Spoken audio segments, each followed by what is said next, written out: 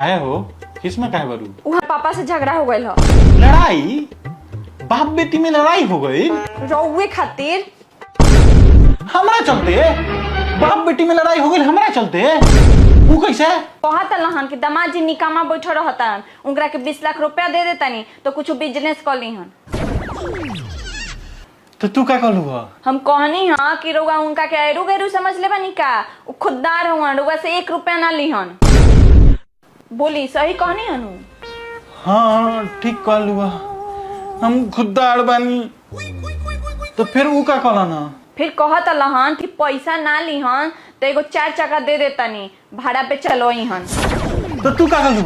हम कहनी हाँ कि उनकरा के लालची समझता नहीं का कहेलन कि हम जब भी चढ़ेम तो अपना पैसा के खरीदल गाड़ी पर चढ़ेम दूसरा के देवल पर ना। ठीक कही हनु जी?